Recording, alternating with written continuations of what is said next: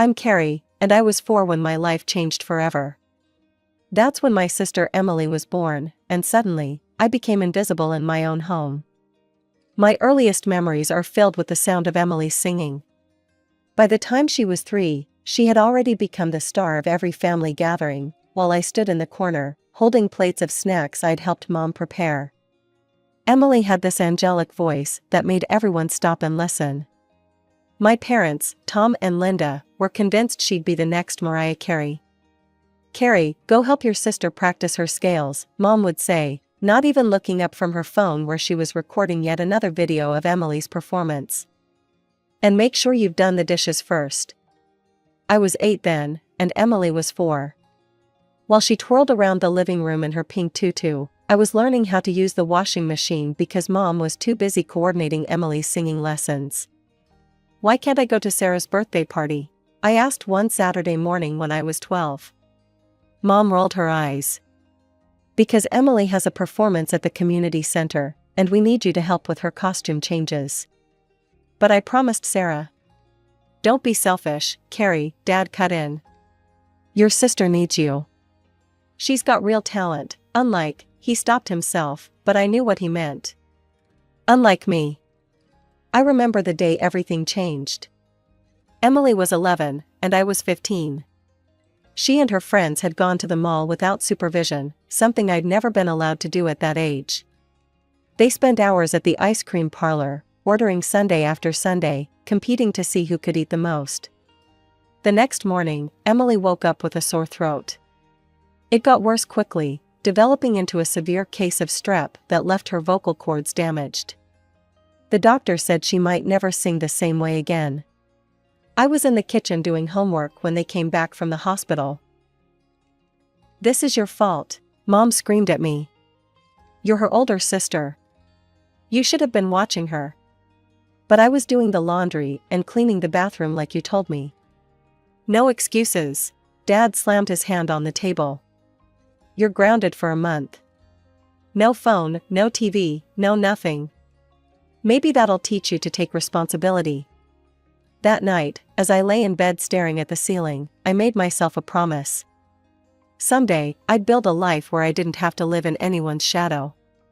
I just had to survive a few more years in this house where I was nothing more than a servant and a scapegoat. The next 3 years passed in a blur of chores, blame, and quiet resentment. Every time Emily got into trouble, sneaking out, skipping classes, or borrowing Mom's credit card, somehow it circled back to being my fault. The acceptance letter from State College sat on the kitchen table between us, next to Mom's meatloaf. I'd chosen dinner time deliberately, they couldn't easily escape the conversation. "It's the most affordable option," I said, trying to keep my voice steady. "The tuition is reasonable, Anne." "We don't have the money, Carrie." Dad didn't even look up from his plate. Emily snickered from her seat. "Maybe you should have developed some actual talents, instead of just doing chores all day." "You could take out a loan for me," I pressed on, ignoring her. "I'll write you a receipt, promising to pay back every penny once I graduate and get a job. Please, this is important to me." Mom sighed that martyred sigh she'd perfected over the years. "Honey, we're not taking out any loans. College isn't for everyone. Why don't you look for a job at the mall? Or maybe that new cafe downtown? But I got a scholarship that covers part of the tuition. I just need help with the rest. I've researched everything, made a budget." "Enough." Dad's fork clattered against his plate. "We said no loans. End of discussion. Some people are meant for college, others aren't. Accept it and move on." I stared at my untouched dinner, fighting back tears. Through blurred vision, I saw Emily smirking, enjoying the show as always. That night, I called my best friend Rachel. We'd been close since middle school, bonding over our shared love of math and our positions as outsiders, me because of my family situation, her because her Korean immigrant parents owned the popular Golden Dragon restaurant downtown. "They won't help," I sobbed into the phone. "They won't even consider taking out a loan. All these years of straight A's, of doing everything right, and they won't even try." Rachel was quiet for a moment. Come over tomorrow. My parents want to talk to you. The next evening, I sat in the restaurant's office with Rachel and her parents, Mr. and Mrs. Kim, after closing time. They'd known me for years. I'd spent countless afternoons doing homework in their restaurant, escaping my chaotic home. We've watched you grow up, Carrie, Mrs. Kim said. You're like second daughter to us. Rachel told us everything. Mr. Kim nodded. We will pay your tuition. I started to protest, but he held up his hand.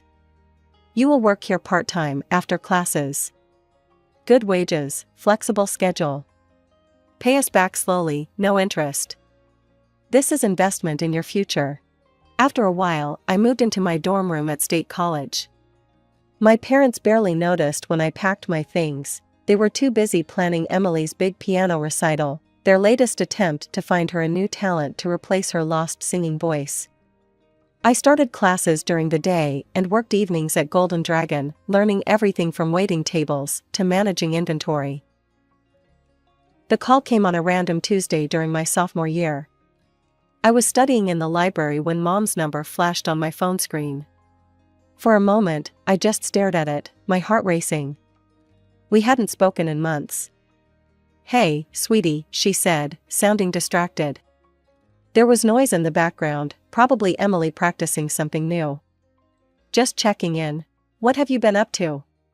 I'm in college, I replied, waiting for the questions about money, about how I was managing without their help.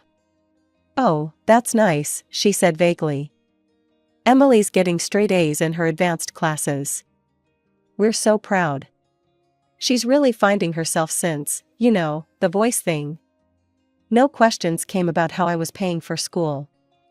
They didn't care enough to ask, and I didn't volunteer the information. The conversation ended as quickly as it had begun, with Mom hung up. During my college years, I only went home for major holidays. Each visit was the same, relatives crowded around our dining table while Emily held court and my parents beamed. I'd help in the kitchen, same as always, listening to the chatter from the other room about Emily's latest achievements. Thanksgiving of my junior year hit differently though. I was setting out the sweet potato casserole when Aunt Susan started asking about Emily's college plans. Mom proudly announced, we'd been saving for years. Our little star's education fund is all set. We've put aside enough for her to go anywhere she wants. I nearly dropped the casserole. The ceramic dish burned my hands through the oven mitts, but it wasn't as painful as the truth I was hearing. 2 years ago, they'd claimed poverty when I needed help. Now I knew, they'd been hoarding money all along, just not for me. That night, in my old bedroom, I called Rachel and cried. They had the money, I whispered, huddled under my childhood blanket. They just didn't think I was worth spending it on. Then prove them wrong, she said firmly. You're already doing it. She was right. I threw myself into my studies and my work at Golden Dragon. By graduation, I'd not only paid back every cent to the Kims, but had also learned every aspect of running a successful business. I'd worked my way up from waitress to shift supervisor to assistant manager, all while maintaining a 3.9 GPA. Mr. Kim called me into his office on my last day at the restaurant. I have friend at Morgan & Chase Corporate, he said, sliding a business card across his desk. They need someone smart, hardworking. Someone like you. I told him about how you transformed our inventory system, increased efficiency by 30%. He very interested. A week after graduation, I walked into my new office at Morgan & Chase, wearing a suit I'd bought with my own money. My desk nameplate read Caroline Mitchell, Junior Analyst. Within 6 months, I was leading my own team. By the end of my first year, I'd gotten 2 promotions and was managing projects that caught the attention of senior leadership. Christmas came around again, and something felt off the moment I pulled into my parents' driveway. The house was dark except for the living room window, no cars lined the street, and the usual elaborate decorations were missing. Mom answered the door in an old sweater instead of her usual holiday attire. Emily's not coming? I asked, stepping into the oddly quiet house. The familiar scent of Mom's traditional Christmas roast was noticeably absent. She's celebrating with friends, Mom said, wringing her hands. Their families rented a cabin up in the mountains. Very exclusive. The dining room table, usually groaning under the weight of Mom's extensive holiday spread, held only a store-bought ham and some microwaved sides. No relatives bustled about, no Christmas music played. Dad sat in his armchair, looking older than I remembered. We've had some setbacks, Mom finally admitted, her voice barely above a whisper. She glanced at Dad, who nodded slightly. The investment your father made didn't pan out. We had to take out loans to cover the losses. Christmas with the whole family just wasn't in the budget this year. I watched them pick at their food, these people who'd once seemed so powerful, who'd controlled every aspect of my life. Now they looked small, defeated. Despite everything, something twisted in my chest. Give me a minute, I said, pulling out my phone. I scrolled through delivery options, thank God for restaurants that stayed open on Christmas.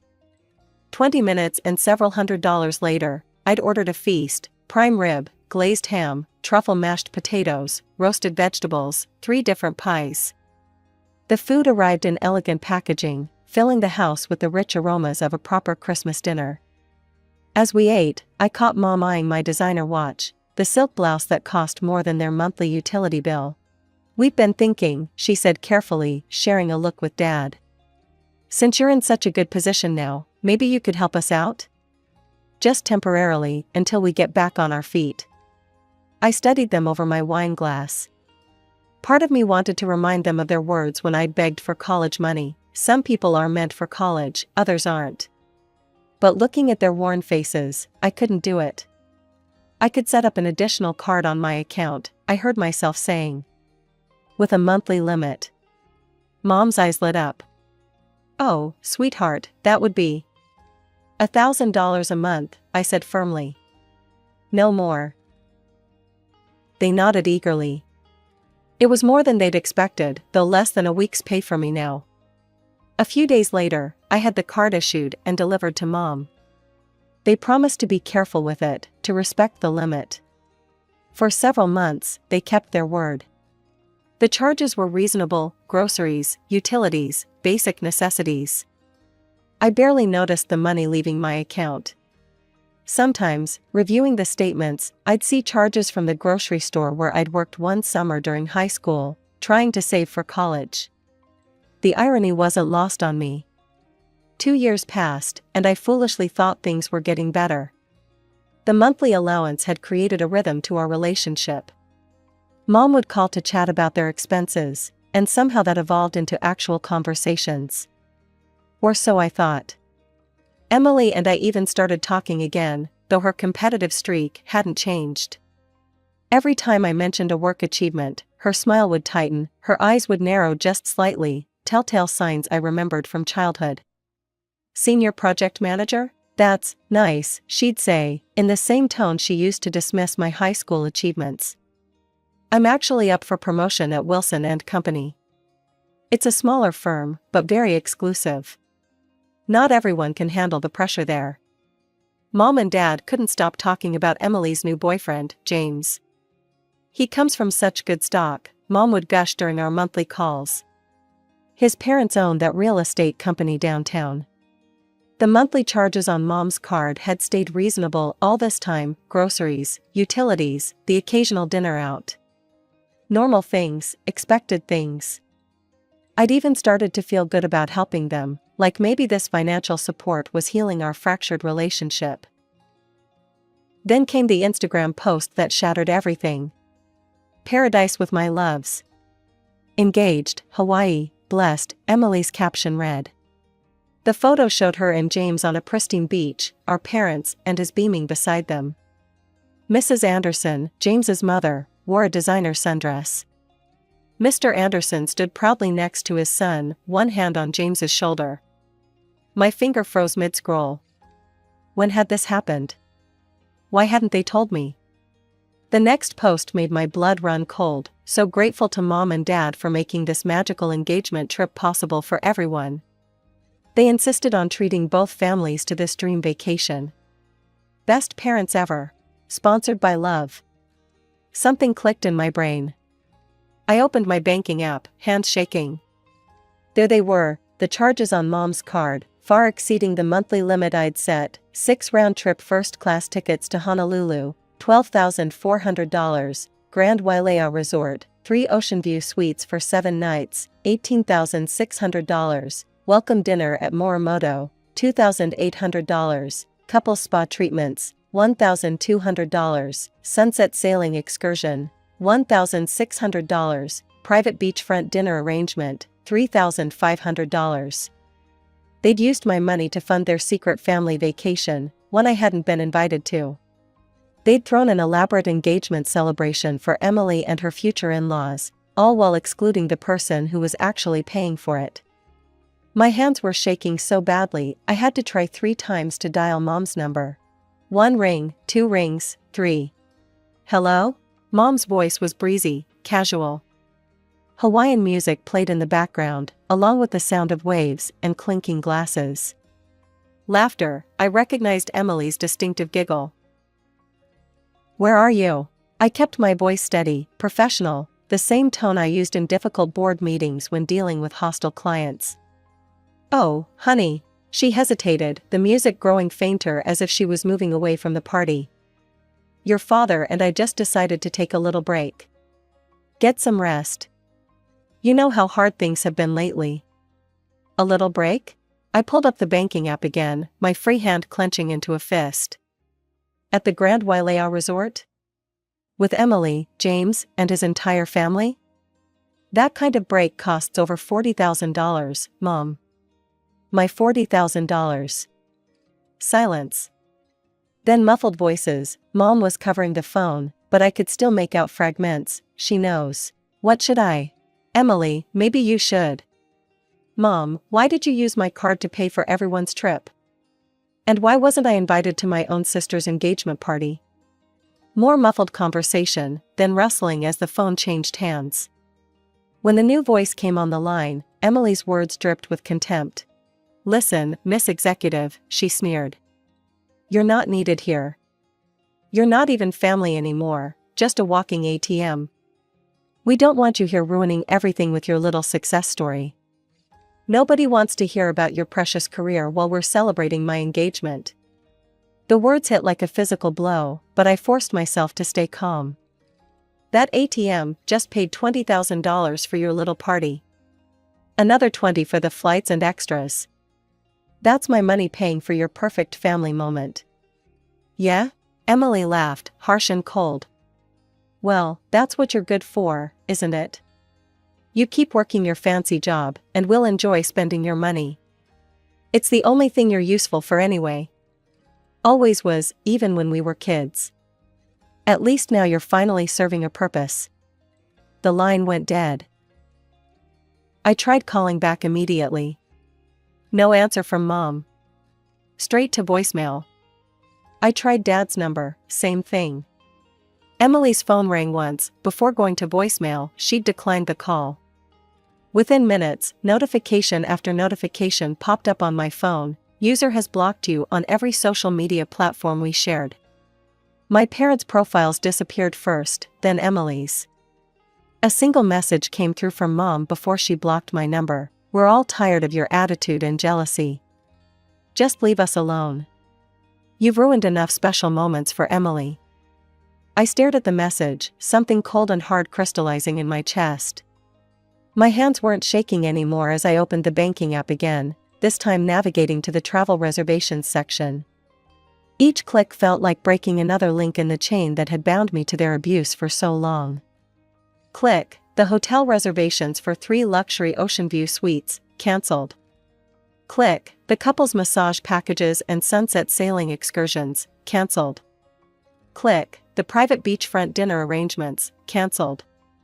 Click, the return first-class flight tickets for 6 people, cancelled. Click, Mom's card, permanently deactivated. I set down my phone and waited, imagining their faces when the hotel informed them their rooms weren't paid for, when they tried to charge something to the room and got declined, when they discovered their return flights no longer existed. 3 hours later, my phone exploded. Call after call lit up my screen: Mom, Dad, Emily, and numbers I didn't recognize with Hawaii area codes. The Anderson family, no doubt, wondering why their luxury vacation had suddenly turned into a nightmare. The messages started flooding in through every platform they'd unblocked me on. Mom, Carrie, please call us immediately. This is an emergency. Dad, fix this right now, young lady. You're embarrassing the whole family. Emily, you better make this right or I swear to God. Unknown number, this is James. My parents are furious. You need to reinstate those reservations. The tone shifted as the hours passed. Mom, sweetie, please. We can talk about this. Dad, we'll pay you back, just help us out here. Emily, come on, Carrie. It's my engagement. Don't be so petty. James, my parents are threatening to call this whole thing off. I left them all unread, then systematically blocked every number and account. But not before taking screenshots. I had a feeling I'd need them. The notification came around midnight: Emily Mitchell has posted a new status. I can't believe my own sister would try to ruin the happiest moment of my life. She's always been jealous of my happiness, but this is a new low. Canceling our entire family's vacation out of spite? Who does that to their own sister's engagement celebration? Some people just can't stand to see others happy. Toxic family, heartbroken. The comments poured in immediately. Oh my God, that's horrible. What kind of sister does that? I always knew there was something off about her. She's just jealous because you're getting married first. Your poor parents must be so embarrassed. I had stayed quiet long enough. My fingers flew over the keyboard as I crafted my response. Let me tell you what really happened.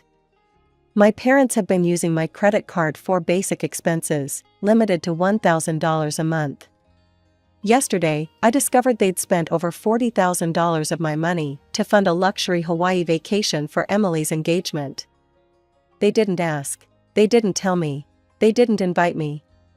When I called to ask why, Emily told me I wasn't family, just a walking ATM, my mother's final message before blocking me. We're all tired of you. So yes, I canceled the reservations I never authorized. I canceled the return flights I never agreed to pay for. I stopped funding the vacation I wasn't welcome to attend. Here are the screenshots of every message. Here are the credit card statements. Here's the truth about your poor Emily and her ruined engagement party. Judge for yourselves who the toxic ones really are. The tide turned immediately. Comments shifted from condemnation to support. Oh my God, Emily, how could you?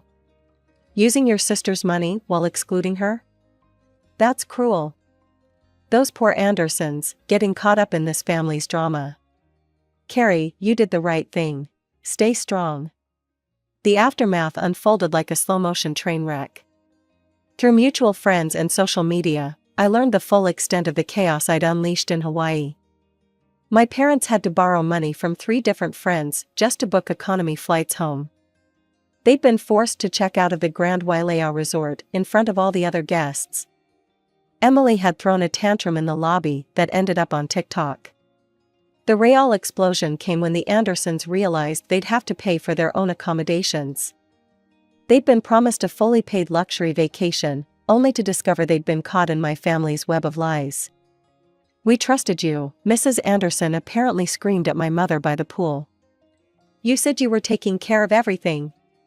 Do you have any idea how embarrassing this is? Emily, true to form, made everything worse.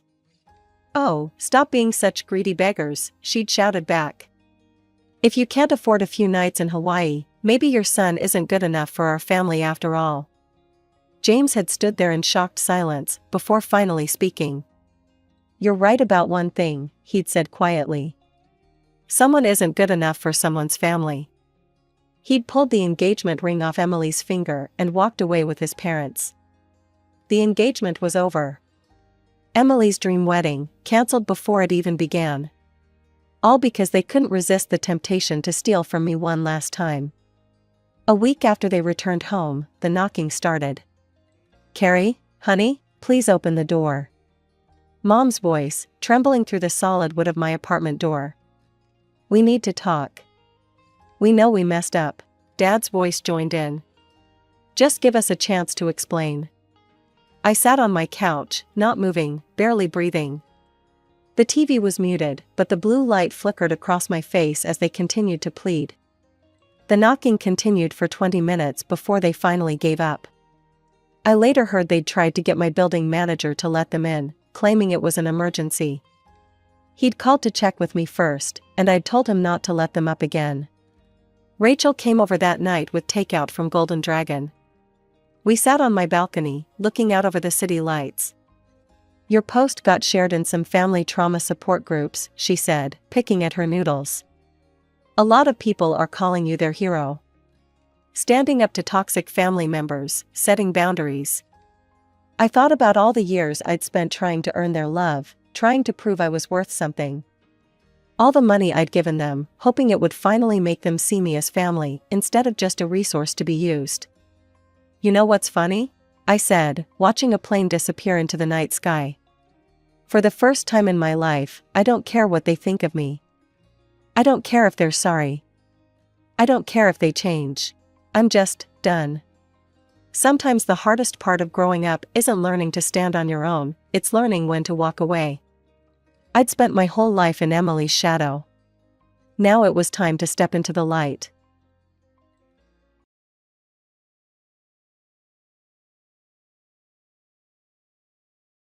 I never thought my parents, who doted on my genius younger sister, would tell me I was not needed. "One child is enough. We don't need a failure like you." With those words, my parents cast me out while I was still a child. The one who offered me a helping hand in my confusion was my uncle. "Sorry for being poor, but let's live together." I took that hand without hesitation. My name is Amy. I am now 30 years old, but I have a complicated past. It's about family circumstances, but first, I want you to hear my story. I was born into a typical family, with a businessman father and a stay-at-home mother. I lived with my grandparents at my father's ancestral home, and my unmarried uncle also lived with us. I started living there when I was 4, and my uncle was 24 at the time. Living with your parents at that age isn't rare. But my uncle had a reason he couldn't leave home. As a child, I didn't know the details, but it seems he was frail from a young age. Even as an adult, he was often ill and couldn't keep a job. Eventually, he became a part-timer, but he could only work a few hours a day, a couple of days a week. It probably wasn't enough income to live on his own. Maybe because he felt a sense of inferiority for still being dependent on his parents. My uncle always looked apologetic. "Damn, what a burden you are." My father would often yell at him, always when the grandparents were not around. My grandparents loved both their healthy son and frail son equally. Due to the recession and reduced income, my father, who relied on his parents, probably wanted to restrain himself in front of them. However, when the grandparents weren't around, he always said terrible things to my uncle and laughed at him with disdain. My uncle, though looking sad, never got angry or talked back. "Why don't you get angry?" I asked innocently as a child. With a troubled look, my uncle replied, "Because it's true that I rely on my parents."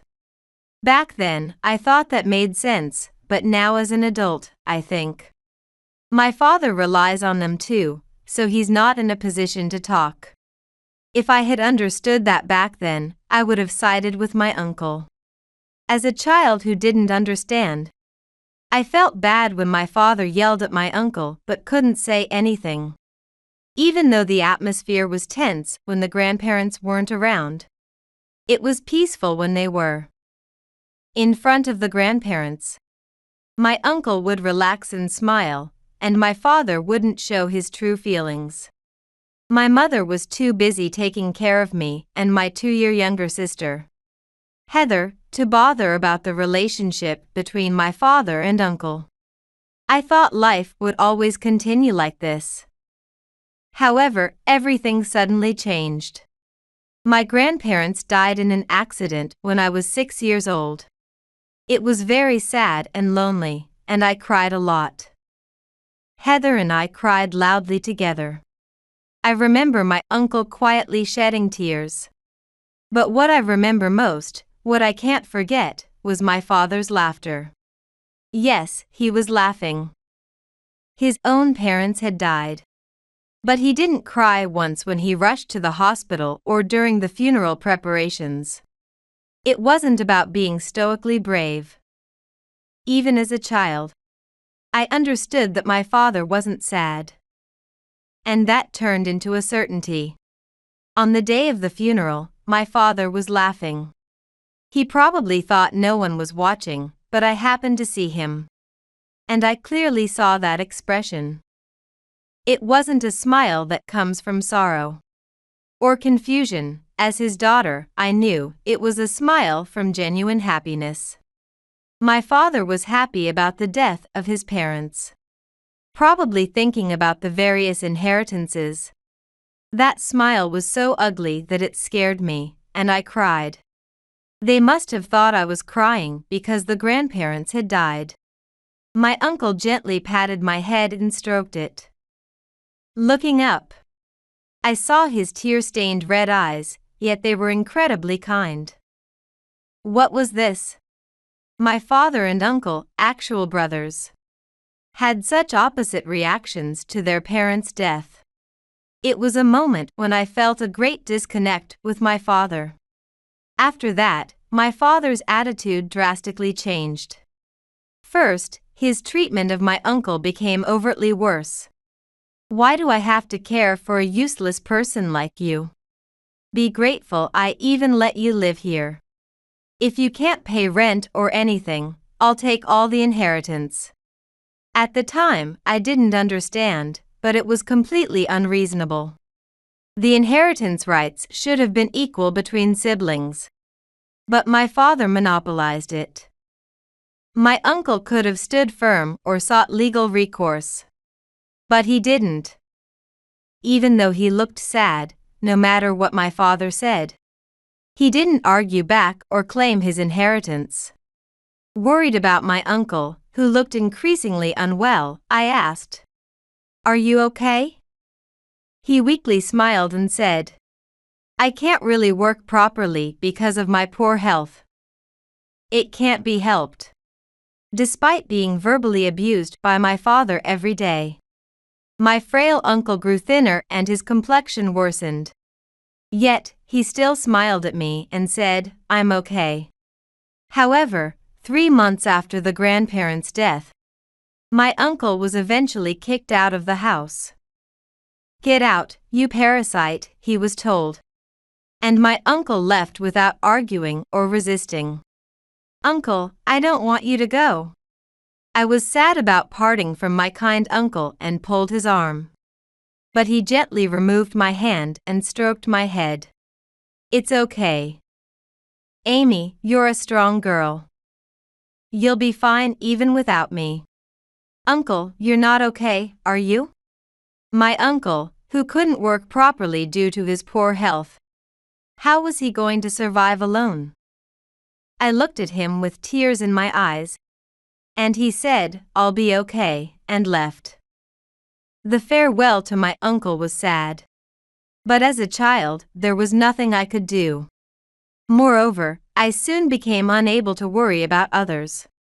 2 years after the grandparents' death, when I was 8 years old, I was attending elementary school normally. And Heather was 6. About to start elementary school. In kindergarten, they said Heather is smart, my mother started. Maybe she's a genius like me, my father got excited. And impulsively had her take an intelligence test. The result was astonishing. IQ 150. Definitely my genes. Heather scored an incredible IQ of 150. I didn't quite understand, but I knew somehow my sister was amazing. Heather, you're amazing. Thank you, big sister. I praised my sister without fully understanding, and she happily smiled. Those were good times. Until then, they were good. After that, it was the worst. All right, let's get her into a competitive school, my father declared, driven by his mysterious confidence. She's a genius, so it'll be fine, he said, and my mother became motivated. After that, Heather started attending cram school every day. Naturally, my mother was the one accompanying her, which meant she neglected our home. Then my father started. Hey, since Mom and Heather are busy, you take care of the house, he said to me. From then on, laundry and cleaning became my responsibility. After school ended, I couldn't play with friends. I had to go straight home and do chores, or I'd be scolded by my parents. If I didn't do them properly, I'd be skipped dinner. We don't have time to care for a failure like you, they said. Why can't you score perfectly? Seeing a score in the 90s on my test, my father yelled at me. Seriously, learn something from your sister for once, my mother said with exasperation. No matter how well I did on tests or how many races I won at the sports festival, my parents never looked at me, never praised me, they just ignored me. Like a machine, they only ever said, learn from your sister Heather. And then they added, well, it's probably impossible for you anyway. Heather is a genius, but you are incompetent. Heather really was a genius. She learned rapidly with just a short time at cram school, and passed the entrance exams in no time. As a result, my parents became even colder to me. They spent money on Heather. I couldn't even get new clothes and struggled with the ones I had outgrown. Heather got to eat delicious food. I got leftovers. Heather went on trips. I stayed home alone. My parents blatantly doted only on Heather. This child will surely be someone great in the future. Then our retirement will be secure, my father would say with a laugh. A doctor would be good, wouldn't it? Or maybe a lawyer. Even aiming for a politician is not bad. With a genius daughter like Heather, we're super lucky. I was invisible in my parents' eyes. My existence, crying in Heather's shadow, was forgotten. And when I was 10 years old, my parents finally said it. We need money for Heather's gifted education, so we don't need you. Huh? Confused by what that meant, my father said. We're saying one child, Heather, is enough. No way. How am I supposed to, by myself? Well, I'll give you your brother's contact. Here's some pocket money. Figure it out on your own. They really gave me just a small amount of money, and I was truly kicked out. I cried and pleaded at the front door to let me in, but there was no response. The door did not open. Desperate, I headed straight to the station. At 10 years old, I had enough knowledge to manage, even to ride a train. Asking people for directions, I somehow made it to my uncle's apartment. The bell rang, and my uncle came out with the same kind face as I remembered. He was shocked to see me and let me in. When I explained the situation, he was furious. What are my brother and his wife thinking? I felt sorry and depressed even though I wasn't the one being scolded.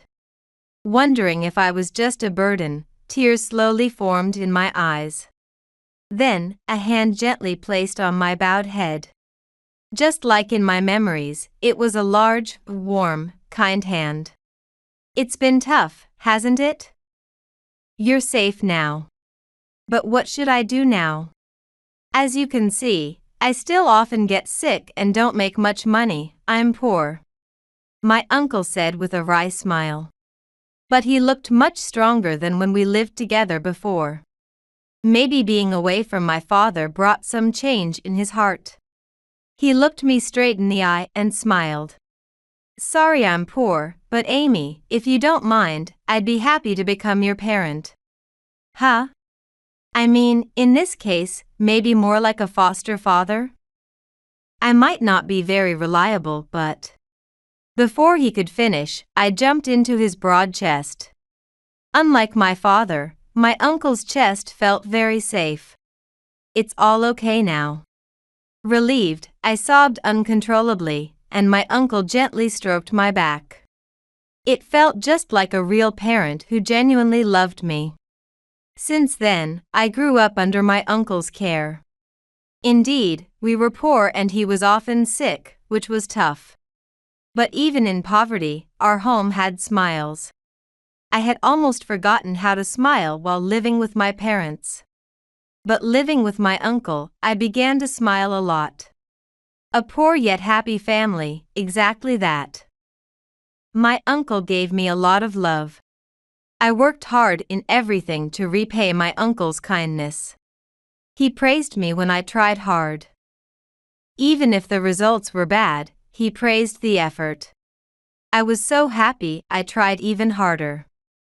The existence of my parents, who never praised me, eventually faded from my memory.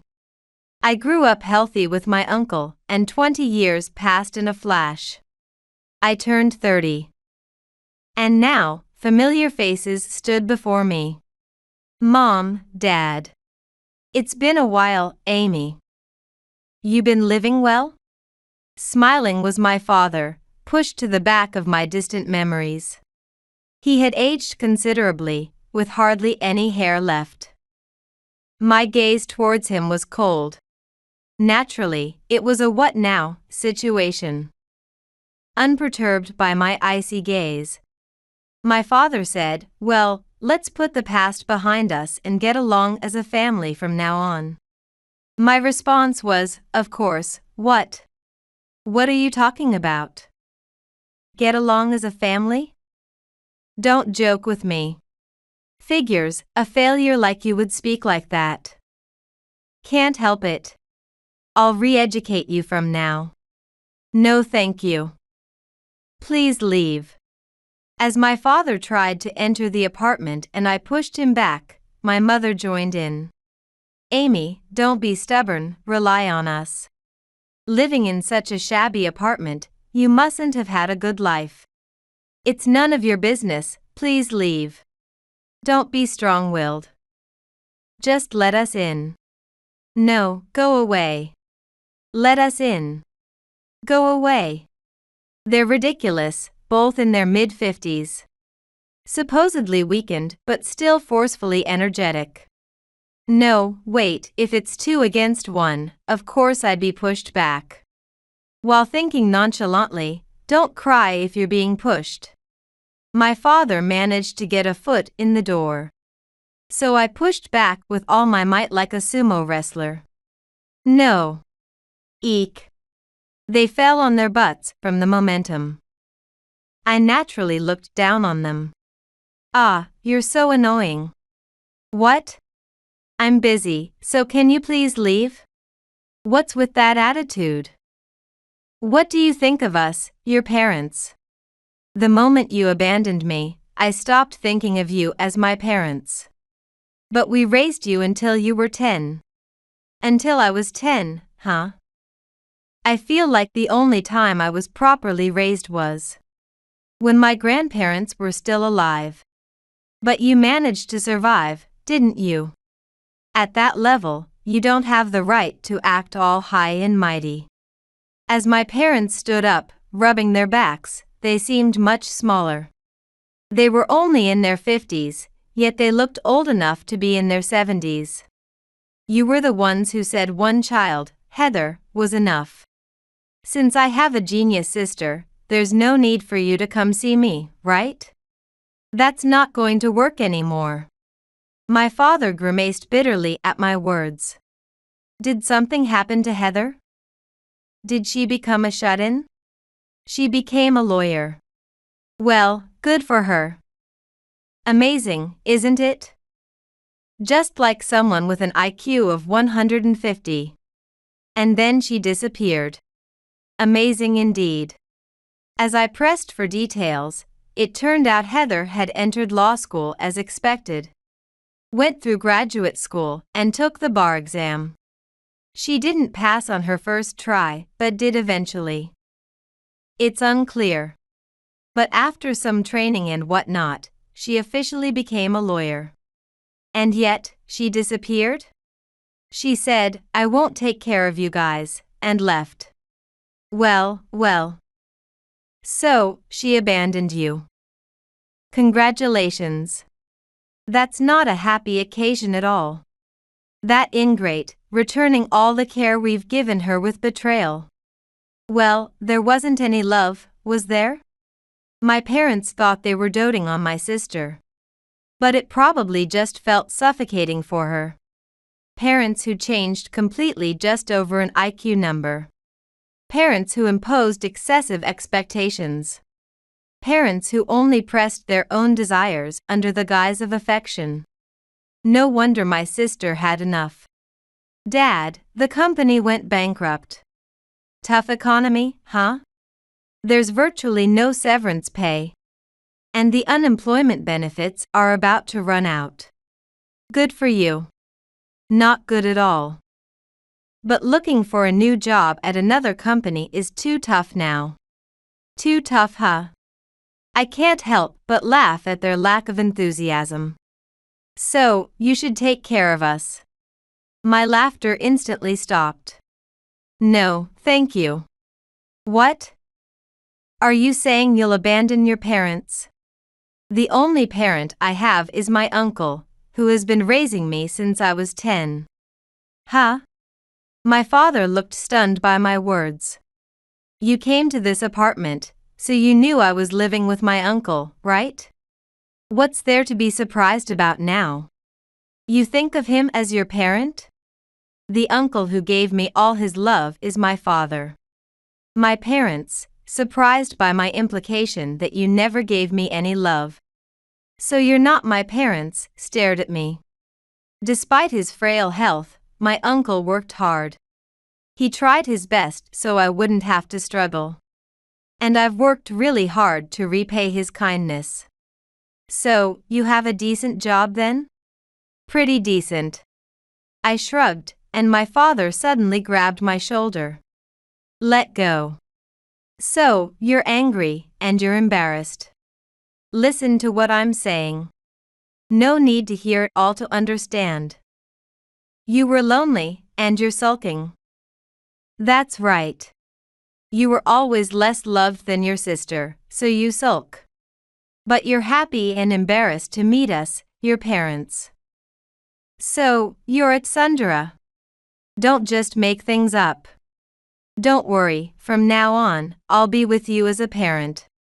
I don't understand what he means. Is my father already suffering from dementia? I stared blankly at my parents' foolish faces, slowly beginning to laugh. What are you laughing at? Are you happy? No way. Just so you know, I haven't thought about you at all these past 10 years. Thanks to my uncle, I've been living a very fulfilling life. Surprised by my sudden laughter, I continued speaking. You know, I went to university on a scholarship. Oh, so you got a good job then? Yes. I got a job at a pretty famous large company. That's great. And I got married by chance. Oh. Then we must greet your husband too. No need. Yes, we must. It's impossible. He's overseas right now. Oh, what? And by the way, my uncle is also overseas. Huh? My brother too? How can that be? I thought you were living here alone. So I figured that frail guy must be. Don't just assume my uncle is dead. He got an overseas assignment. And it's a great place for rest, so he went with me. My uncle has gotten much healthier and is happily playing with my kids. Well, you have grandchildren too. Bombarded with all this sudden information, my parents looked like their heads were about to explode, their eyes darting around in confusion. I just smiled at them sweetly. At first, my uncle was reluctant about living together. But he finally agreed. We're all living happily as a family now. Then, we could also go overseas. You can, but we won't live together or take care of you. Live on your own money. That's impossible. Are you abandoning your parents? You abandoned me first. Frustrated by their selfish claims, I finally snapped. My parents turned pale. I owe nothing to you since you abandoned me. But I owe a great deal to my uncle. I plan to repay his kindness. At least send us some money. My uncle never touched the money I sent. And he continued to live in this shabby apartment. But he finally agreed to live together there, so I came to make arrangements. What? It's ironic that on the last day I'm leaving this rundown apartment, you show up. What a coincidence. Huh? What? You're leaving? The paperwork is done, and I'm just returning the keys. I'm heading back to my home overseas immediately. What about us? Are you abandoning your own mother? As my mother turned as pale as my father, I nodded emphatically. Thank you for abandoning me, I said with a smile, leaving them speechless. Really, thank you. Because of that, I'm happy now. With those words, I walked past them. How does it feel, the parents who abandoned their daughter? To be abandoned by both daughters? I asked one last question, but no answer came back. I didn't wait for one. And left, knowing this was the real farewell to my so-called parents. Afterward, I returned to my own home overseas. The efforts I put into living alone with my uncle paid off. And I managed to land a job at a good company. Then, I got an overseas assignment and married a man I met there. My uncle cried and blessed us. Now, children have been born. And I've invited my uncle to live with us. I'm happily living with my husband, children, and uncle. And I wish I could find a wonderful man like my sister's husband soon. My sister said, laughing as she watched the children play in the garden beside me. Well, you've finally been freed from our parents' curse. I'm sure you'll find someone great. I need to get used to the work here first. Why don't you get a lawyer's qualification here? I'd rather not be a lawyer. I'm done following our parents' orders. I want to work hard at a job I love. That makes sense. Right after I was abandoned and left home, my sister sent a letter to my uncle. It was about how she couldn't stand our parents' distorted love and pressure. My uncle and I decided to rescue her on her way back from school without letting our parents know. My sister wanted to come live with us too. But my uncle's financial situation couldn't support both siblings. Most importantly, our parents wouldn't allow it. So, she stayed at home until she could leave as soon as she was an adult. It was tough, but my sister overcame the challenges and gained her freedom. Seizing the opportunity when our parents were happy, she became a lawyer. My sister left home. Of course, I helped her with that. She's struggling with the language and adapting to new things here. But she'll be okay. After all, she endured living with our parents. I know no one more patient or hardworking than her. She'll adapt here soon. I'm more worried about my uncle. "Uncle, you're going to language school?" I said. And my sister nodded with a smile. "That's right. It's never too late for anything. His health has improved a lot, and he needs to enjoy life now." Yes, he does. My parents, who had taken all the inheritance for themselves and squandered it, ran out of money quickly. Despite trying desperately to invest in their daughters, they faced unemployment. They sold the house. But since they had taken out loans against it, they ended up with little. They've been begging relatives for money, but everyone has treated them coldly, forcing them into poverty.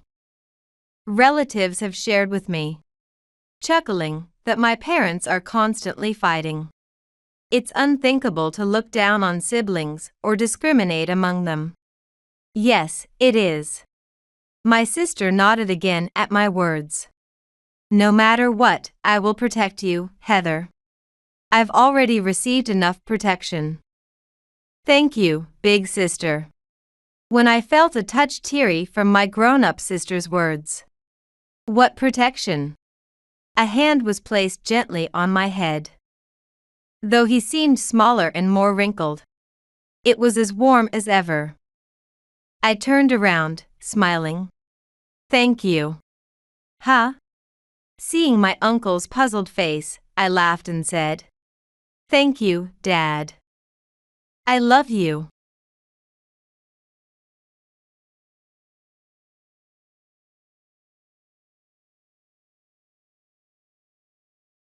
My sister is beautiful and talented, while I am completely ordinary.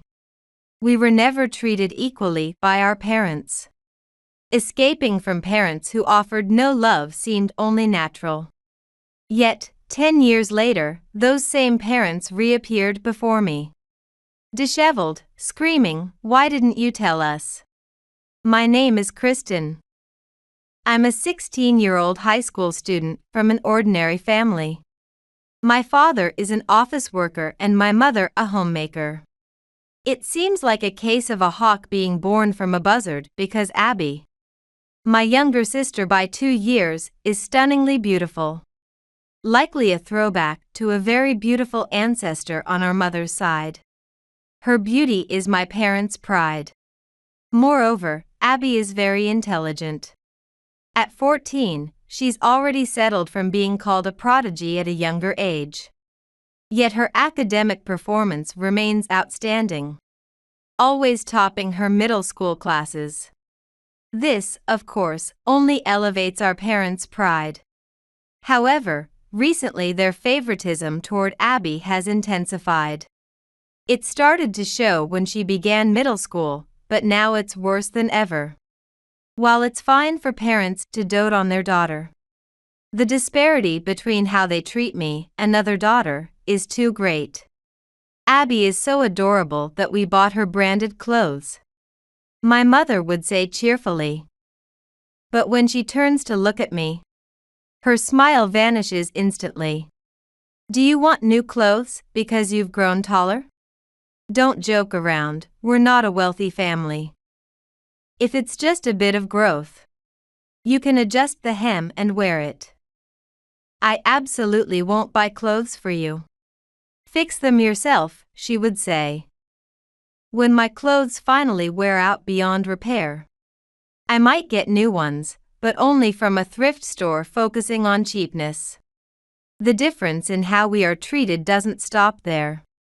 My parents take Abby out with them, while I'm left to house sit. The same goes for vacations. I'm always told, you stay home and do the chores. Even Abby tries to include me by saying, what about sister? But my mother just smiles and tells her, no. Kristen needs to study because she doesn't perform as well in school. My father also said, that's right. Abby isn't just beautiful, she's also kind. To worry about her failed sister like that, and laughed at his misguided joke. I was allowed to attend high school, but of course, it had to be a public one. My uniform was a hand-me-down from someone my parents knew. And all my school supplies and bag were second-hand bargains. While school life is enjoyable, I can't afford to hang out with friends after school because I don't get any allowance and can't work part-time. I have house chores to do. As parents dote on Abby entering high school, they told me, "We let you go to school in exchange for doing the chores." That means I handle all the housework. My homemaker mother does nothing while I shop with limited money, clean, and cook after school. She just watches TV and laughs, telling me to be quiet if I try to speak to her. After dinner, I'm ordered to stay in my room as if they wish to be a happy family of 3, excluding me. What kind of happy family is this? Am I not a part of the family? Mostly ignored and barely spoken to, I'm treated more like a maid. It seems there's no place for me in this house anymore. Perhaps there's no point in staying. It would have been better if I could have claimed abuse. But while there's no physical violence, I'm provided with the basics of food, clothing, and shelter, so how much understanding could I expect? Talking about it would likely only make things worse. So, must I just endure? There's a term junior caregiver. But how many kids are forced to care for perfectly healthy and able parents? As I wash dishes in cold water in the middle of winter, being told not to use hot water, tears well up in my eyes. Yet, as a child, I still hope for my parents' affection. After finishing the housework and returning to my room, I study late into the night, pushing myself to do better. Unlike Abby, who grasps things quickly, I need more time to understand. Thus, I spend all my available time studying, hoping that good grades would make my parents happy, and they would finally see me, not just Abby. But such hopes shattered with the first test of my sophomore year.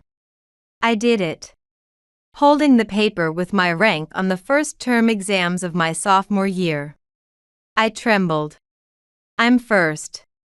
Our high school isn't low level, quite the contrary. Many graduates go on to top universities. Being first in such a school is a significant achievement. This will make Dad and Mom recognize me. Overjoyed, I showed my mother the results when I got home. "Mom, look. I got first place in the exams." "But what?" "It doesn't matter, go clean and do the laundry." "What?" "It doesn't matter." Those words dashed my elated spirits as if doused with cold water. "But Mom, you always said, get first place then you can be like Abby. You'll be treated like her." She interrupted before I could finish.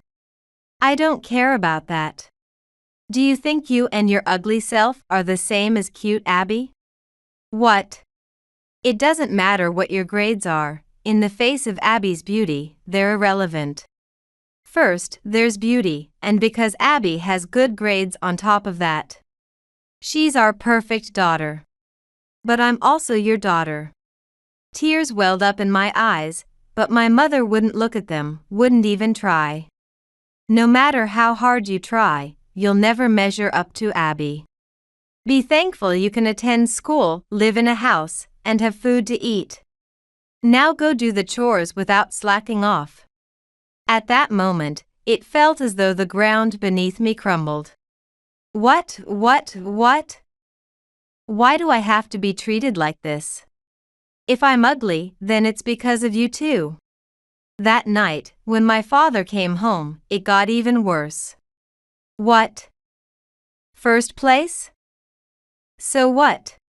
he said, tearing up the paper with my grades. Oh, how ugly, the futile struggle of an ugly daughter. "You know, we don't even want to spend a penny on you. You should be thankful we're even doing that much. Doing the house chores is your role." "It's terrible, Dad." "What's so terrible?" My despair deepened as my father added insult to injury. What value do you even have? If you want us to acknowledge you as a daughter, then start making money now. If not, at least do the household chores properly. And once you graduate from high school, get a job and hand over your entire salary to us. What? Stunned and wide-eyed, I couldn't comprehend what was being said to me. But my father just grinned slyly. I'm telling you to support us properly. Make sure you take care of us until the very end, okay? Maybe, just before I pass away, I might acknowledge you as a daughter. Saying this, my father headed towards the bath. And I could hear my mother laughing behind him. At that moment, I understood everything. It was hopeless. These parents. They were beyond saving. There was no value in staying with them. Understood. I said simply, then secretly slipped out. And made a call from a public phone to my maternal grandparents. After that, I went back to my room, packed my bags, and prepared to leave. Thanks for, well, actually, you never did help. Goodbye. I had only really received care when I was a baby. As I grew up, my parents never saw me, never treated me as their daughter. In the end, I was just a maid to them. What reason was there to stay attached to this house? My grandparents must have had an idea. Without asking for details, they immediately told me to come over. I thought about speaking to Abby before I left, but decided against it. She wasn't aware of everything that was happening. And she would be shocked once I was gone. But it would be sad for her if she got into trouble with our parents because of me. It was better for her to continue being adored as she had been. At least I wanted her to live happily. So, I left the house without saying a word. Laughter from the TV and our parents filled the living room as I left. I left home and walked away without looking back. No one was there to see me off. The grandparents I hadn't seen in years were surprised, but welcomed me with smiles. Apparently, there had been some falling out with my mother, leading almost to estrangement, which is why we never visited my grandparents' house. When I explained my situation, they were shocked and even offered to call my parents to talk it over. But I refused. There was no room for discussion anymore. There could be no reconciliation with that house. I couldn't forgive them anymore. Understanding my resolve, my grandparents welcomed me in. The days that followed were full of surprises for me. You don't need to do the housework, I'm still young enough to handle it. My grandmother would say, taking over the chores. I only helped occasionally. A student's duty is to study, but enjoying your youth is also important. My grandfather would say as he gave me some allowance, which allowed me to hang out with friends after school or during holidays. I came home to a warm bath and delicious dinner. Normal days, normal yet not so normal days. Ordinary, yet filled with happiness. Above all, my grandparents saw me. They would pat my head and praise me. Kristen is also our very cute granddaughter, they would say with a smile. Their love was what made me happiest and motivated me. Previously, I had worked hard hoping to be acknowledged by my parents and to prove something to them, but now it was different. I was working hard for my grandparents, for the people I wanted to repay. This effort bore fruit, and I went on to college. And then landed a job in a fairly large company, leading a smooth-sailing life. Before I knew it, I was 26, 10 years since I had left my parents' house. Living independently from my grandmother's house, I was busy with work. The days at my parents' house felt like a distant past, almost fading from memory. But then something happened that reminded me of those times. One day, I received a call from my grandmother that shocked me. Huh, Mom and Dad are there? Apparently, my parents had suddenly shown up at my grandparents' house. Despite not worrying about me or contacting me in the 10 years since I left. They're demanding that Kristen come out. What should we do? Understood, I'll be right there. I didn't know what they intended by showing up now. But I didn't want them to trouble my grandparents. I asked my boss for permission to leave early and hurried to my grandparents' house. I'm home. As I entered the house and saw the figures sprawled on the living room sofa, I couldn't help but yell, "What are you doing here?" I wanted to remain calm, but I couldn't help but feel my blood boil. Yet, as I was about to lose my cool, my mother stood up and confronted me screaming, "Kristen, why didn't you tell us?" That shockingly shifted me back to calmness. Because my parents had changed too much. Mom, what happened to you? In just 10 years, my mother, who should have been in her early 50s, had hair completely white and was heavily wrinkled. My father seemed to have lost much of his hair. They looked older than my grandparents. Surprised, my father yelled, "It's your fault." My fault? How could it be my fault when we haven't seen each other for 10 years? Once, I would have shrunk under my parents' scolding and apologized immediately. They probably expected the same reaction. But instead of cowering, I glared back, and for a moment, they flinched. You're still as unappealing as ever. Thanks. I'd be nauseous if you thought I was cute. That took them by surprise. Their eyes widened in astonishment. In that funny moment of shock, my mother snapped back to reality and accused me. "You're acting all high and mighty. But it's your fault our lives are ruined. Take responsibility." What are you talking about? They claim to be living in poverty now. Why? What happened to Dad's company? It went under last year because of the recession. Oh, that's unfortunate. You're in a decent company, aren't you? Support us with your salary. No, thank you. That's right, support us, huh? What did you say? Perhaps they thought I would comply as usual. When I repeated no, thank you, my father had to ask again. Oh, you. Have you forgotten the debt of being raised by us? My mother attacked, but I retorted. A debt of being raised? I was the one doing all the housework. It feels more like I raised you. With that, even my mother was left speechless. Her eyes bulging in disbelief. You're both still in your 50s, right? You can work. Work at this point. Thinking you can live comfortably after unemployment? That's naive. What? My strong words made my father flinch. What about Abby? What happened to the beautiful, talented daughter you adored?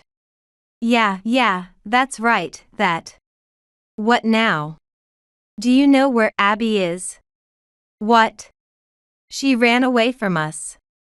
That's when I understood everything. Huh, so your precious daughter dumped you? I sneered, and then my mother came at me again. Why didn't you tell us? Asking the same thing again. Tell you what? That Abby was only outstanding because of you. What are you talking about? Don't play dumb. She told us that her being outstanding was thanks to her big sister.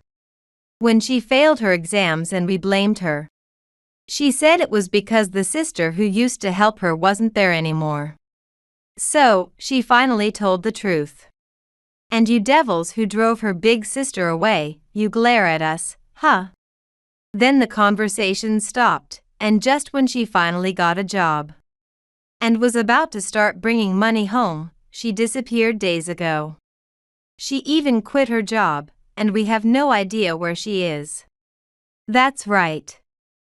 Abby's beauty might be thanks to our ancestors. But her academic success was a different story. Though my parents and I didn't get along, my relationship with my sister wasn't bad. In fact, it was quite good. We didn't show it much in front of our awful parents, but at night, she often came to my room. We talked about all sorts of trivial things, and I tutored her in her studies. I wasn't quick to catch on, so I had to study hard to understand things, which made me good at teaching. Thanks to me, Abby's grades were always at the top. But everything changed when I left home. Not only could I no longer tutor her, but the shock of my departure made her grades plummet. She barely made it into a decent high school. I heard she managed to get a job, but I asked about something that bothered me. What did you do with Abby's salary when she got a job? We took all of it, of course. All the money we'd poured into that girl was for that purpose. My mother replied as if it were the most natural thing. I couldn't even sigh, I was so appalled. If she couldn't make it into a top company, at least she could have gone into show business and made some money. But she totally rejected that idea. Such a waste of her beauty. Well, who would want to enter an industry knowing they'd be exploited by their parents? What did you say? My words made my mother glare at me, so I glared right back. She faltered instantly. How weak. Why was I ever afraid of someone like this? I had been brainwashed, after all. And I was just a child. But I'm not afraid anymore. Saying that, I stepped closer to my mother. Now it was my turn. How does it feel to be abandoned by your children? What are you? You knew, didn't you? That you never really loved us. Not me and not even Abby. She ran away because she knew. What are you saying? Think about it. Have you ever told your daughter you loved her? Treating her like she's just a cute toy or a pet, who would feel real love from that? I shouted with a fierce look, and my parents were speechless. Is pampering all you think love is? Oppressing the older sister and adoring the younger. Who would think such a situation is normal? Only someone as abnormal as you. Don't force your twisted views on us. We are individuals, thinking and living our own lives, not tools for your convenience. Pressed by my intensity, my mother fell over, and my father plopped down too. No money because you're unemployed? Sell the house, it'll fetch some money. That's already been seized for our debts. Serve you right. I couldn't help but laugh out loud. So now you're living in a shabby apartment? Yes, that's right. But that's about to end too, now that you'll support us. Just as my mother was about to say that I should parasite off me since Abby was no good, I was about to shout back when enough. My grandfather, who had been silent until then, shouted. How selfish can you be? Children are not tools for their parents. I did not raise you to be this way. He glared at my mother, who recoiled. What, Dad, you were always so harsh on me. You went down the wrong path despite that. Yes, I failed in raising you. But children can grow up without parents. I'm proud to see such a fine granddaughter grown from such a parent as you. My failure is redeemed by her. You don't even deserve to be in this house. No way. Even my father's anger left my mother without words, and she fell back. I crouched down to their pale faces. Never show up in front of me again. If you do, be prepared next time. Prepared, what do you mean? Remember what you did to me, and expect payback. What? My parents had once been such terrifying figures. But now they were completely fallen, devoid of any dignity. It's hard to believe I was ever afraid of such insignificant people. If you come again, I'll call the police, so be prepared. With my final words, my parents, pale-faced, rushed out of my grandparents' house. What happened to them afterwards, I don't know. Rumors say they got into trouble because of debts they shouldn't have taken on. But whatever that trouble was, it's probably best left unthought of. I have no intention of delving into the dark world I don't know. Nor do I have any sympathy for my parents. After hearing about their fate, I made a phone call to a certain person. Hello, big sis? Hey Abby, how's it going? Yeah. You sound good too, sis. The voice on the other end of the phone was my sister's. There was an odd pause in the conversation, given that she was overseas. How's everything there? Are you managing okay? Yeah, I've settled in completely. Thanks for helping me out, sis. What, anything for my cute little sister? Yes, my sister is now living abroad. I had known for a long time that our father's company had gone bankrupt. Because she told me. After moving in with my grandparents, I had reconnected with her. Occasionally, she came to my grandparents' house, and I helped her with her studies. Thanks to that, even though her grades had once dropped, she managed to get through college and even landed a job. Our parents didn't know about this. When our father's company went under, I told her to escape from our parents. We were children once and couldn't have survived on our own. I couldn't ask our elderly grandparents to take care of another person. So, my sister just managed to stay out of harm's way at home until she found a job. But she had been planning her escape all along. My father's unemployment was a good opportunity, I think. She had always known that our parents' love was never genuine. Fed up with parents who only cared about their own appearances, she took my advice. She quit the job she had taken just as a stopgap and went overseas to pursue the job she truly wanted. I helped her with the arrangements without letting our parents know, and provided some financial support. Everything was done secretly, under the radar. My sister, who had been parasitized under the guise of parental doting, had finally gained her freedom. When I told her about our parents' current situation, she just said I see, without any emotional fluctuation. That's what payback for false love looks like. Thanks, big sis. Come visit me sometime. Yeah, one day. The sister who used to cry about how hard it was at home is no more. The sister who lamented the phony affection is now embracing happiness. I love you, big sis. With words of genuine, familial love, I replied with a smile, I love you too.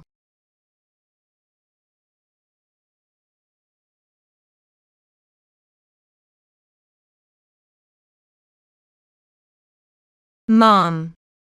I missed you. What's wrong? What happened? Dad said I'm stupid and he doesn't need me. He said dealing with an idiot is a waste of time and money, and to just do whatever without him. It's okay, you're a genius. No, I'm not. I can't study like my brother, nor am I the best at soccer. Like Dad said, I'm stupid and can't do anything. That's not true. You have talents that match your brother. Talents that are unique to you. Mom knows it. The real fool is Dad. One holiday, after I finished my errands and returned home, my younger son was curled up in his room.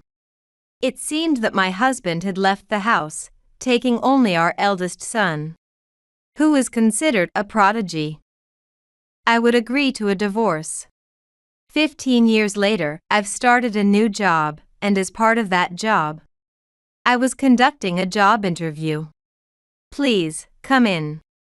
Why are you here? At the interview, my ex-husband was surprised to see me. But this level of surprise was nothing to me. I am Amy, a 38-year-old working at an IT company. My husband Georg is 2 years older. And we have been married for 12 years. We met at work. We both work in web marketing at the same company. It's not a dramatic love story, just an office romance. After getting married, I changed departments, but I still work at the same company as my husband. We have 2 sons, Alex, our 10-year-old eldest, and Nat, our 8-year-old youngest. From the outside, it might look like we have a perfect family, successful in both careers and parenting. However, I've been troubled by something for about 5 years. Is this recording and the next construction? Amazing, Alex. You can read such difficult words and you're still in kindergarten. While watching a quiz show as a family, our 5-year-old eldest son was able to answer the questions easily. My husband and I were more focused on our son's answers than the show itself. Of course, he can't read the most difficult words yet, but he can almost guess all the elementary level ones correctly. You're a genius. You'll grow up to be a much finer adult than us. My husband ruffled our eldest son's hair vigorously, praising him. Our son looked annoyed, but also seemed pleased. Some might think we're just doting parents for making a big deal out of him being able to read a few words. But his genius isn't limited to just reading words. Hey, listen. Today at kindergarten, a friend caught a praying mantis. But the teacher said it was sad and to let it go outside. I know the teacher is scared of bugs, though. She looked fine. But I think she was actually scared. Maybe she thought we'd prank her with the mantis if we knew she was scared of bugs. It was so funny seeing her try to act brave. During dinner, our eldest son excitedly shared his experiences from kindergarten. He was so engrossed in his story that his eating paused. As a 5-year-old, it's normal for children to talk about their day nonstop. However, the way he narrates his day, using conjunctions and constructing well-thought-out sentences, makes it easy to understand him. It feels like talking to an upper elementary school student. In addition to literacy and conversation, he can also handle simple math and science. What's remarkable about our eldest son is that he has been learning on his own, without us teaching him or sending him to cram schools. I believe a significant reason my eldest son was able to learn on his own was the children's tablet I bought him when he was 3 years old. The tablets and learning apps these days are incredible. That's part of it, but it's really Alex's own abilities that are amazing. He's a genius. Watching our eldest son practice writing words on a tablet in the living room, my husband looked proud. I also think our son is a genius. But I don't want to be seen as just a doting parent. So I force myself to believe that it's not just him, it's the technology that's impressive. However, I can't deny he's a genius when something undeniable happens. The cram school teacher was surprised, wasn't he? Yes, Alex scored perfect marks on the entrance test, which included problems up to a 3rd grade level. He answered them all easily. That's why the teacher was so surprised and said, "This child is a prodigy." The teacher's endorsement settles it. We're not just doting parents. As we spread out the perfect score test papers on the table, our expressions couldn't help but soften. When our eldest son started elementary school, we decided to enroll him in a cram school. We planned to do it eventually, But we thought it was time since there are limits to learning with a tablet alone. I'll stop by the cram school on my way home from school today. Got a question for the teacher? Yes. I'll also study in an empty classroom. Okay, I'll pick you up from the cram school after work. Our eldest son put on his shoes and cheerfully went to school. To anyone else, he might look like any other elementary school student. I waved goodbye to him without turning back. He seems to enjoy studying more at the cram school than on his own. He feels it's more efficient than studying alone, and he seems to have fun. Studying is a struggle for an ordinary person like me, but to him, it's more interesting than games. Perhaps that's the difference between an ordinary person and a genius. While this has turned into a brag about our eldest son, the reason I've been troubled for the past 5 years is precisely because of his genius. With our prodigy eldest son getting all the attention, people always talk about him. But we also have our youngest son, Matt. Unlike his older brother, Matt isn't a prodigy, he's just a normal child. He couldn't read words or do math and science from kindergarten like his brother. But what does that matter? People focusing solely on our eldest son is unavoidable. However, as their mother, I love them both equally. I don't treat our eldest son specially because he's a prodigy. And I show the same affection to Matt as I do to his older brother. Enrolling our eldest son in cram school wasn't special treatment. It was just what was best for him. When Matt started elementary school, he became interested in soccer. So we enrolled him in a local soccer club. I pick him up when practice ends late. And I've bought him balls and gear. Matt seems to have a more active personality than his older brother. Hey, brother. Can you help me with my homework? Again? What don't you understand? With a look of discontent for having to stop his own studies, the elder son, Alex, teaches his younger brother, Matt, how to solve a problem. Alex seems reluctant but has never refused Matt's requests. Alex and Matt have different interests, studies for Alex and sports for Matt, and their personalities are quite different. But they get along well. In our family, nobody treats Alex and Matt differently.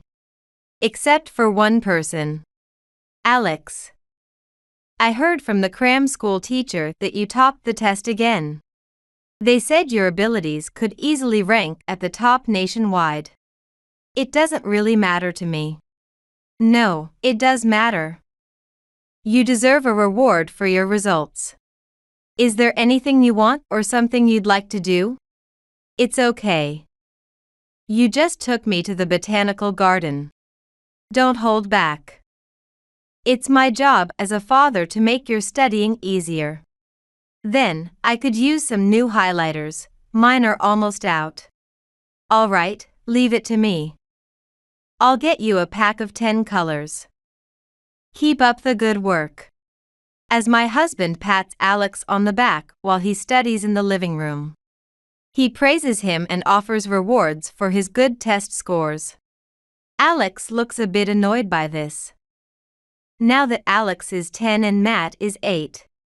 There's a significant difference in their academic abilities. Neither I nor Alex and Matt care about this. But my husband seems to only clearly favor Alex. My husband buys various things only for Alex. He took Alex alone to the botanical garden because Alex wanted to observe the plants there, deciding that there was no need for Matt and me to go. Matt, don't just play soccer, take a page out of your brother's book and study more. You can't make a living off soccer, you know. Watching Matt, who was previously enjoying TV next to his studying brother, my husband's smile suddenly disappeared. Matt had finished his homework before watching TV. And Alex never minds the noise while he studies. This is self-study. Therefore, it's not like Matt is slacking off.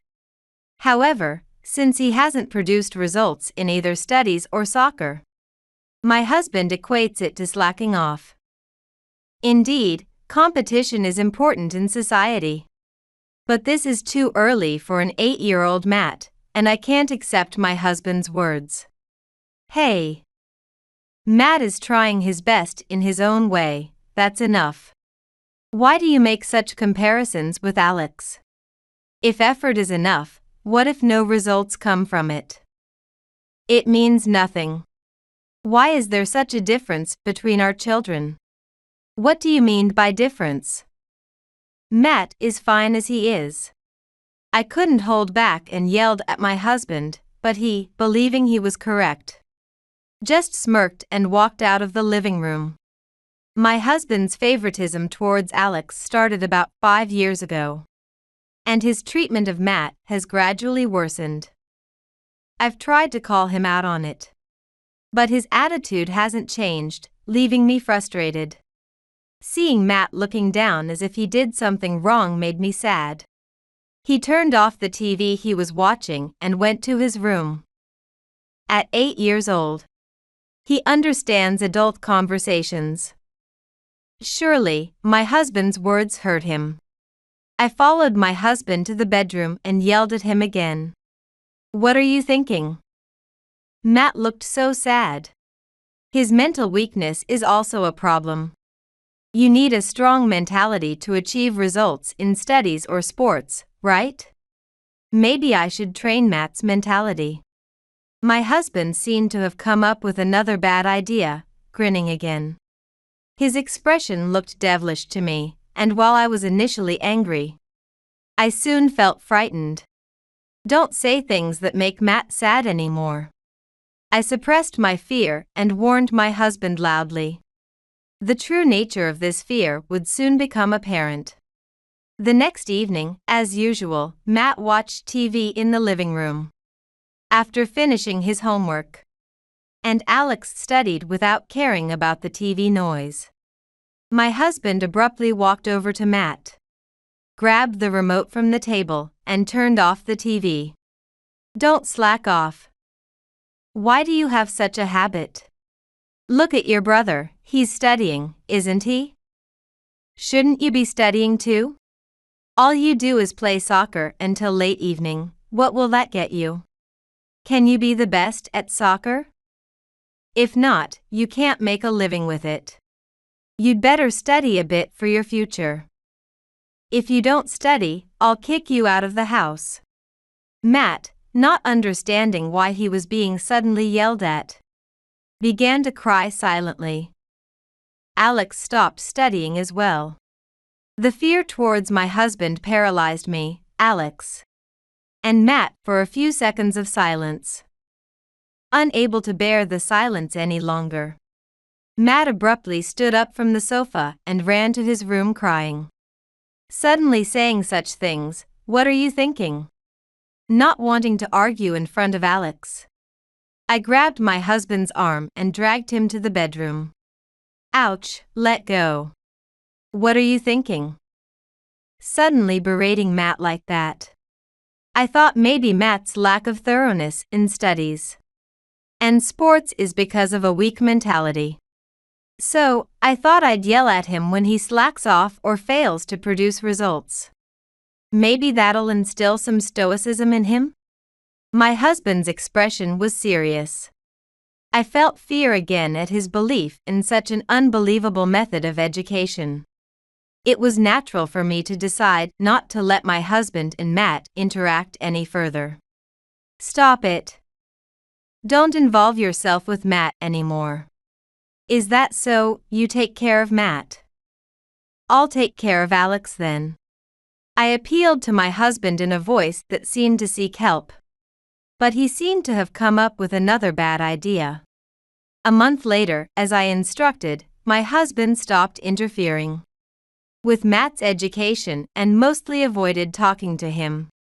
His words about me taking care of Matt and him taking care of Alex probably meant that we should each handle the education of one child. Personally, I don't think it's a good method of education. But it's better than my husband continuing to yell at Matt. Besides, Alex can learn on his own and already makes decisions like an adult. So there shouldn't be any problems even if I can't intervene in his education. Though reluctantly, I decided this arrangement was acceptable for now to protect Matt. However, my husband's thoughts were far beyond what I had imagined. One holiday, I was out from morning till evening for an errand. When I returned home and entered the house, I was struck by a strange feeling of unease. Not sure if it was necessary, I cautiously moved along the hallway and first headed towards the living room. As I opened the door to the living room and slowly peered inside, the room's scenery had changed. The shelves were empty of small items, and the walls were bare where things had once hung. I panicked for a moment, thinking a burglar had entered, but the choice of stolen items and the undisturbed state of the room were odd. It seemed as if only the necessary items had been taken. With no one in the living room, I worriedly headed to the children's rooms. As I touched the doorknob of Matt's room, I sensed someone inside. Gathering my courage, I quietly opened the door. "Mom, I missed you." Despite it being evening and getting dark, Matt was sitting in his room in the dark, curled up in a ball. I didn't turn on the light, but instead rushed over to my son, who looked troubled. "What's wrong? What happened?" "Dad said I'm stupid and unnecessary. Dealing with an idiot is just a waste of time and money. So you guys can just do whatever without me."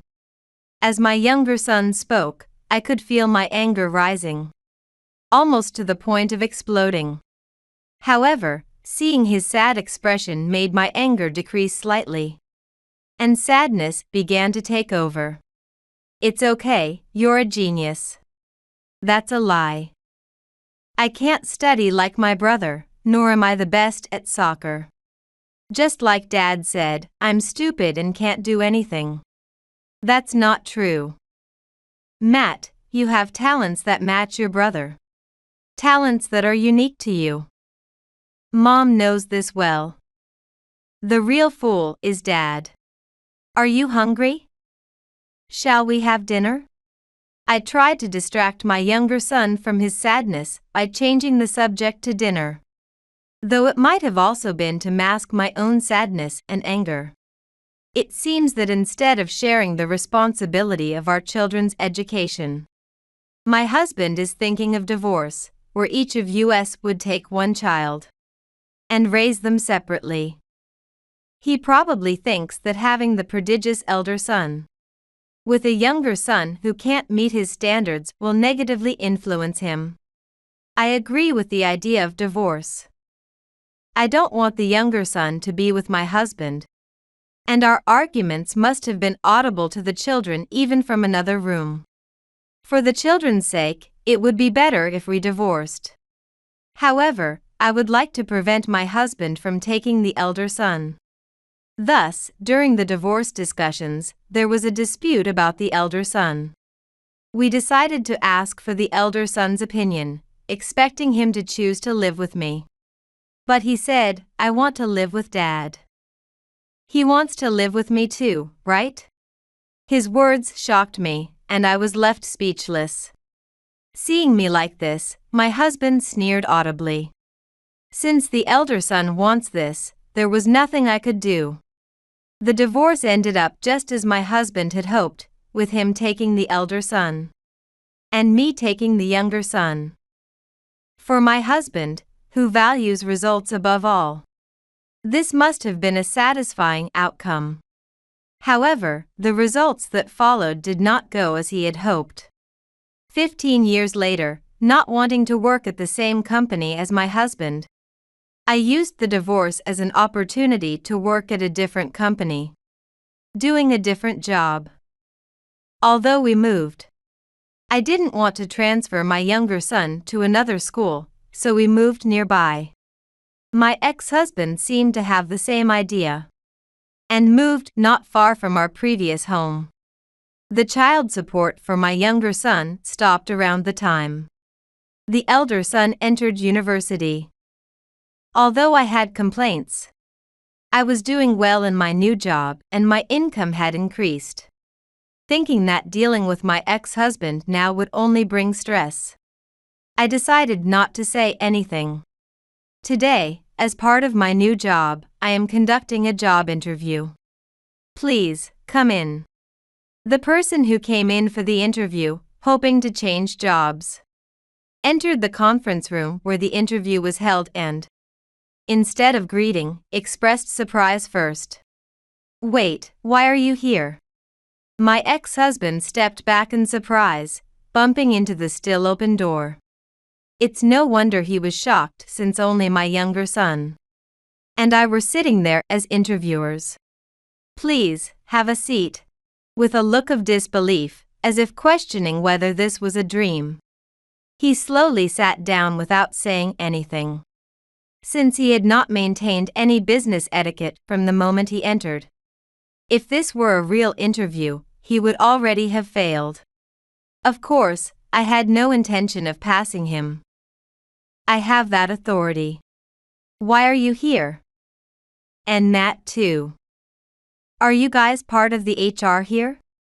No, I saw someone from HR during the first interview. What are you doing in this company? You didn't research this company properly before coming to the interview. Did you? Then, I can't hire you. I did research for the company. Isn't this a web consulting firm that was established 15 years ago with an annual revenue of $8 million? I applied thinking I could utilize my web marketing knowledge. Did you look at the company's homepage? The part with the president's name? The president's name? You really didn't research properly. You can use your phone right now to check it. My ex-husband, looking puzzled, took out his smartphone from his bag, turned it on, and started looking up the company's homepage. My younger son and I, anticipating his reaction, grinned at each other while waiting.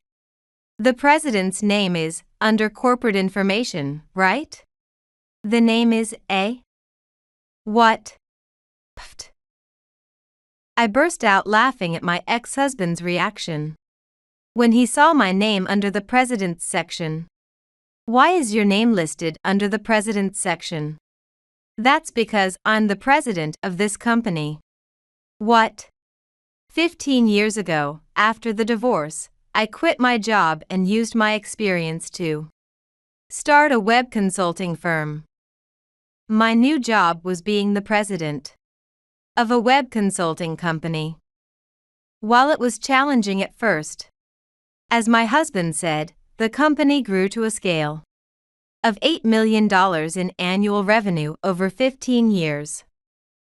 Unaware that I was the president, my ex-husband, like me, had moved not far from our previous home.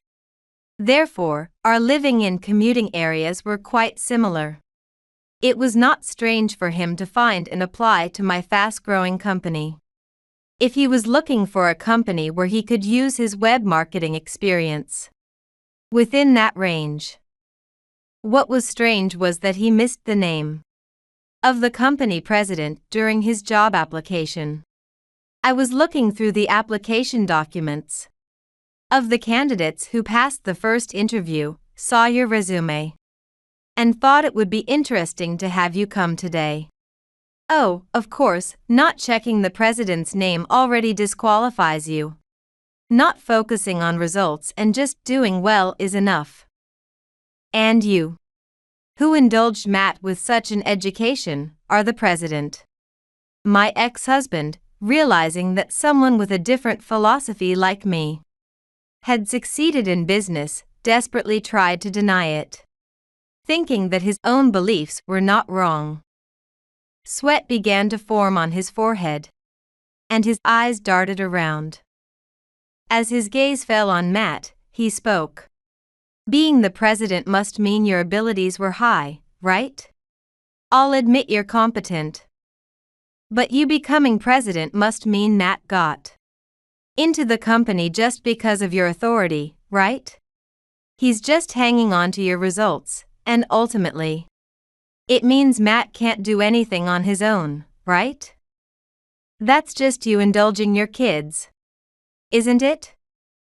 How can Matt survive on his own if that's the case? I didn't get Matt into the company using my presidential powers. He went through interviews and exams just like any other job seeker, without any special treatment. That's just your word, anyone could say that. Even if he was treated specially to get in. Matt has already become a top-notch salesman, bringing in lots of business within his first year. Isn't that the result you value? He's in sales at a web consulting firm, right? That means he can't be stupid if he's doing web consulting work, right? That's not true. Being in sales means he has to be able to explain web consulting well enough to convince clients. So, he needs to always keep up with the latest knowledge and skills. In addition to sales skills, I think it's a role that's even tougher than being on site. I plan to have him become a sales engineer who will accompany the sales team in the future. Matt, who used to only play soccer, is becoming an engineer. And he's producing results within his first year? You only look at results, so you didn't notice that Matt is a genius at effort. During his elementary school years, Matt would stay and practice soccer later, and more earnestly than anyone else. He may not have become the best in soccer, but he could persist and continue to try hard in any situation, which is an important skill in society. Before the divorce, I couldn't forgive how my ex-husband tried to force Matt to give up his effortful talent through meaningless shouting. That's why I yelled at my ex-husband. After the divorce, Matt wanted to help with my company.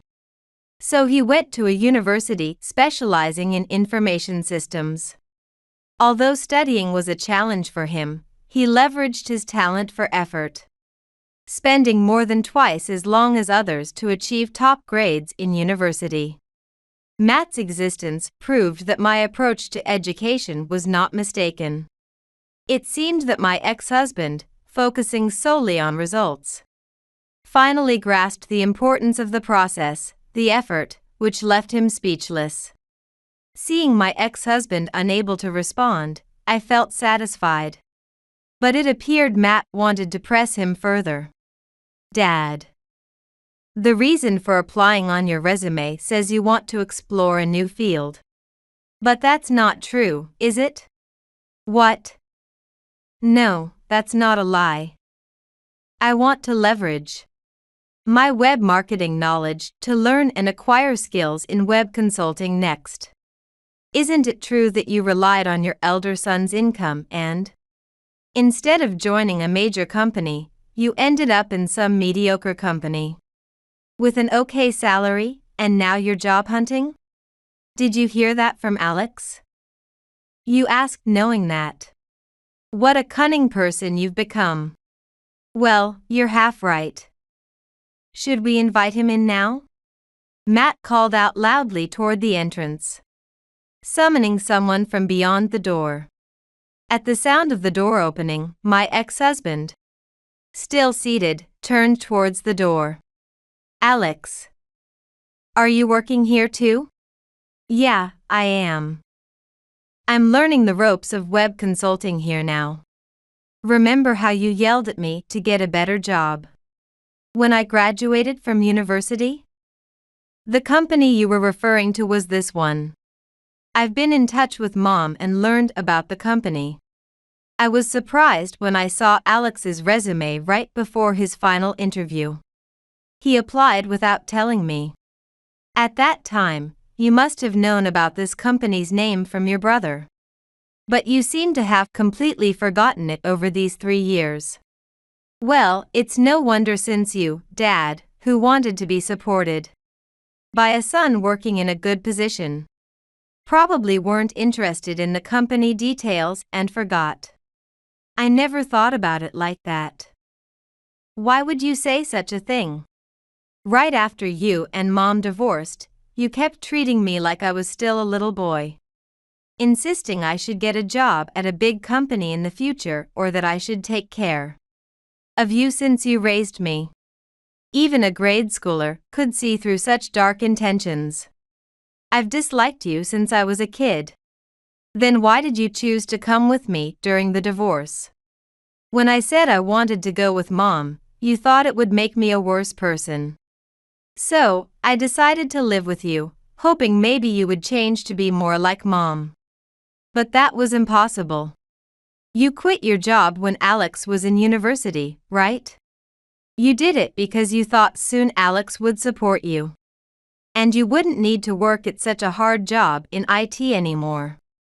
That's why you became a part-timer relying on Alex's future earnings, isn't it? While working part-time, living off savings and severance pay. You planned to be supported by your son once he got a job. That plan failed when he got a job at some unknown company. And that's why you confronted him about his job choice. When you became a part-timer, I gave up hoping you'd change your mindset. That's why I left home as soon as I got a job. If I had the same perseverance as Matt, maybe I could have continued trying to change your mind. No way, even I would give up if someone relied on me to become a part-timer, Dad. Being called a prodigy, the elder son, and Matt, a genius of effort. In a world where many companies struggle with succession, I am fortunate. Watching my two sons talking and laughing, I imagine a not-so-distant future. While I envision a bright future, my ex-husband imagines a bleak one. His expression somber. He abandoned me and Matt to be supported by the prodigious elder son, but now finds himself being abandoned by all of us. Please hire me at this company. I've been working part-time for the past 7 years, and I'm out of money. No one else will hire me. Well, that's to be expected. In this industry, new technologies and information emerge all the time. With a 7-year gap, it's hard to find work. That's why I tried to get re-employed during the 4-year gap when Alex graduated. But that didn't work out either. I've just been dragging my feet since then.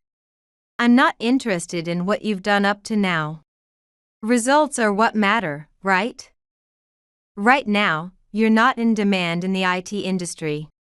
That's the result. Such. Hey, Alex. You owe me for raising you. Convince her. It seems my ex-husband has learned nothing from this ordeal. After 15 years, I finally snapped at his words. Enough. You don't raise children to have them take care of you or to boast about them to others. What debt of upbringing? Rather, we should feel grateful that our children came into our lives. My loud voice brought other employees into the conference room. Escort this man out, please. My ex-husband was led out by the arriving employees, his eyes filled with regret.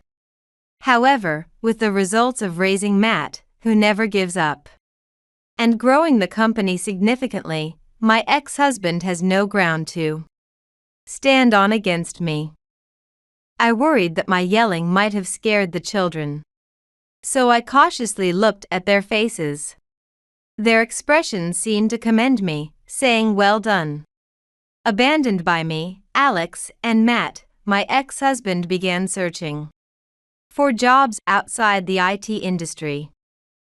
Despite his long career, abandoning over 20 years of experience takes courage, which he lacked. Clinging to the IT sector. This resulted in him nearly penniless. At 55, penniless, my ex-husband took a job at a supermarket, inexperienced. He is willing to work hard, but learning new things is difficult at his age. And he lacks the physical stamina. Thus, he is reprimanded by younger supervisors. And even university student part-timers at his workplace. Mentally and physically challenging. Changing jobs wouldn't improve his situation much. I believe he should keep the job he has, no matter how tough it is. Our company continues to do well without change. However, reaching a revenue of $10 million is considered a barrier. Currently, we are at $8 million. Our next goal is to break through that barrier. While it's challenging, with 2 talented children, I believe we can achieve it.